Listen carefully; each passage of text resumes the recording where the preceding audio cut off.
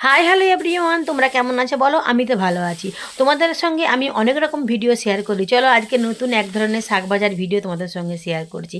আশা করি তোমাদের ভালো লাগবে। আর যদি ভালো লেগে থাকে প্লিজ ভালোবাসা দিয়ে শেয়ার করে একটু পাশে থেকে ভিডিওটা। আজকে নিয়ে চলে এসেছি নাম না জানা এক ধরনের এক প্যাকেট শাক। তোমরা কি বলতে পারো এটা কী শাক?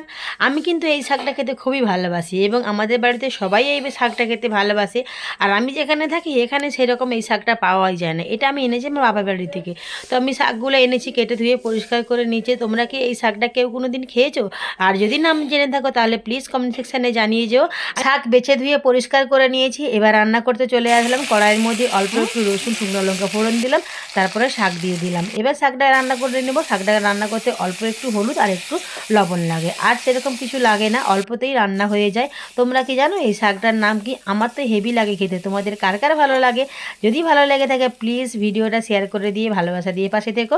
আমি শাকটা ভেজে ফেলেছি, চলো এবার মা আমাদের খেয়ে বলবে শাকটা কেমন লাগছে। মা কিন্তু শাক ভাজা মাছ ভাজা দিয়ে কিন্তু গরম গরম ভাত খেতে খুবই ভালোবাসে।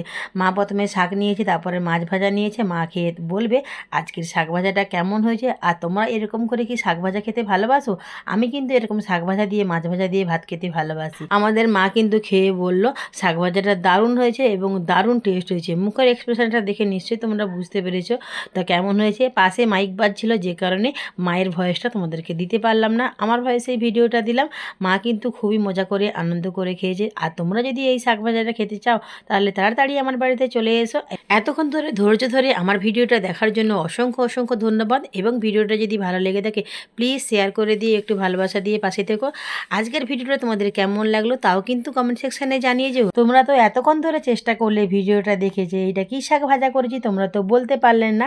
আমি তোমাদেরকে বলে দিচ্ছি আজকে শাক ভাজা করেছি শুচনি শাক ভাজা। এই শাকটা নাকি খুবই গুণ এবং খেলে নাকি ঘুম হয়, এটা সবাই বলে।